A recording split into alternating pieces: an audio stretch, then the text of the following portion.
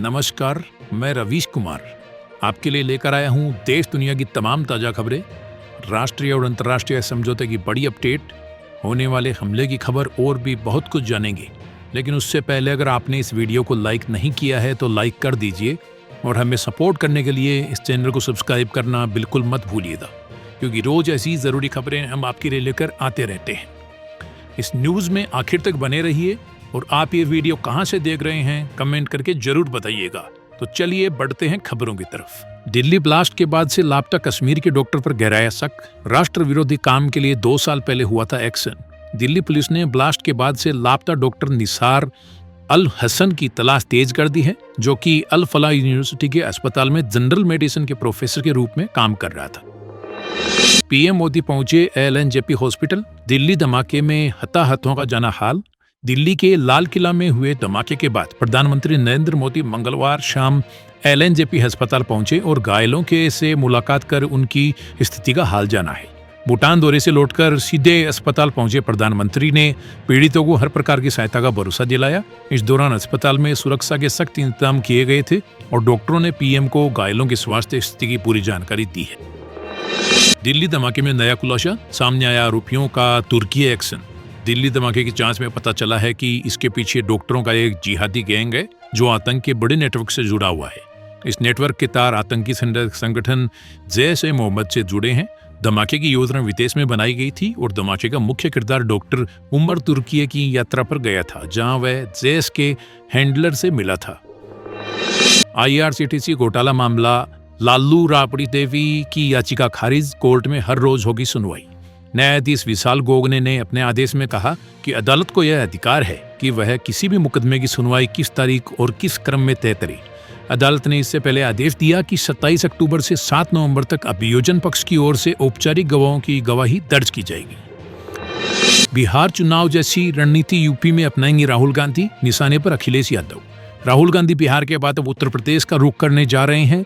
कांग्रेस वो सब कुछ करने की तैयारी में जुटी हुई है जिसका नेतृत्व राहुल गांधी करने वाले हैं।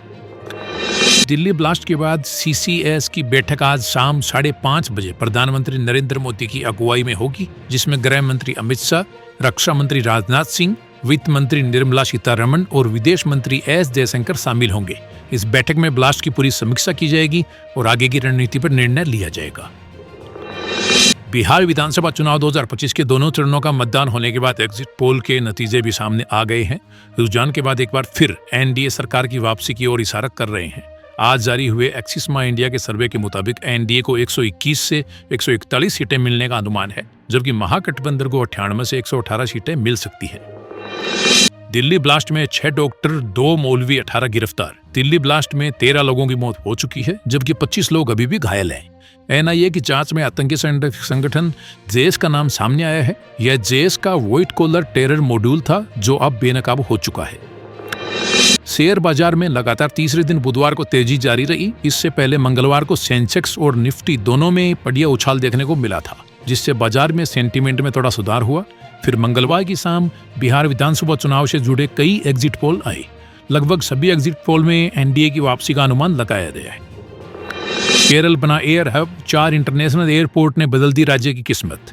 केरल अब भारत का नया एयर हब बनने जा रहा है। यहाँ पर अंतर्राष्ट्रीय हवाई अड्डे खुलने से दुनिया से जुड़ाव पहले से कहीं ज्यादा आसान हो गया है। इससे न सिर्फ यात्रा के नए रास्ते बने हैं, बल्कि राज्य की पहचान भी बदल रही है। बिहार चुनाव पर एग्जिट पोल के नतीजे में एनडीए की सरकार बनने के संकेत मिल रहे हैं। हमेशा की तरह इस बार भी एग्जिट पोल के अनुमान और असली नतीजों के बीच फर्क पर सबकी नजर है। यह चुनाव तेजस्वी यादव के लिए बहुत बड़ा मौका है और वो एग्जिट पोल के प्रति न्यूट्रल सोच कर रखकर चलने की सलाह दे रहे हैं। धर्मेंद्र की तबीयत में सुधार के बाद अमिताभ बच्चन उनसे मिलने उनके जुहू वाले घर पर पहुंचे। हालांकि कई रिपोर्ट्स में कहा जा रहा है कि घर में बाहर भारी भीड़ होने की वजह से बिग बी ने प्लान चेंज कर दिया।